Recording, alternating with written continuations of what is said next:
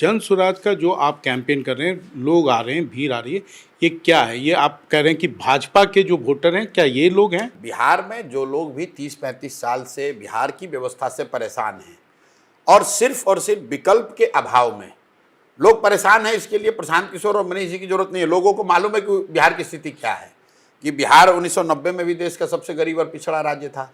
2005 में भी नीतीश कुमार जब मुख्यमंत्री बने तो भी सबसे गरीब और पिछड़ा राज्य था, और आज भी बिहार देश का सबसे गरीब और पिछड़ा ही राज्य है। तो लोगों को ये पता है, लोगों को यहाँ के भ्रष्टाचार का, लोगों की परेशानियों का, शिक्षा ध्वस्त शिक्षा व्यवस्था का, बेरोजगारी का, सबको मालूम है। अब जब वो वोट करते हैं तो उनके पास जब विकल्प नहीं होता है तो लालू जी के डर से लोग नीतीश भाजपा को वोट कर देते हैं और मोदी जी के डर से मुसलमान लालू जी को वोट कर देते हैं। उनको पहली बार एक सशक्त विकल्प के तौर पर एक ईमानदार प्रयास के द्वारा बनाया गया जन स्वराज दिख रहा है, तो लोग उसको देख रहे हैं, उसका मूल्यांकन कर रहा है, उसको देख जांच परख रहा है।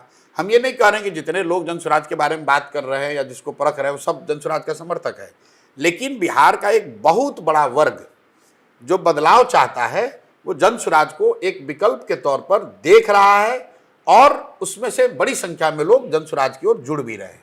लेकिन क्या वो वोट में कन्वर्ट होगा? मैंने बिल्कुल आपको बताया कि भाई वोट में कन्वर्ट होने की प्रक्रिया क्या है। पहले लोग विकल्प के तौर पर आपको देखें, फिर उसकी चर्चा करें, फिर उसके बाद ये तय करें कि वोट देना है कि नहीं। सीक्वेंस तो यही होगा ना। तो सीक्वेंस में पहला वाला तो टिक है, भाई पूरे बिहार में लोग जन स्वराज की चर्चा एक ऑल्टरनेट के तौर पर कर रहे हैं। दूसरा, कई लोग उसमें विश्वास कर रहे हैं, इसमें कुछ मेरिट देख रहे हैं, कुछ शिकायत कर रहे हैं, वो प्रक्रिया चल रही है। अब वोट में कन्वर्ट होता है कि नहीं होता है, ये तो वोट के दिन ही पता चलेगा।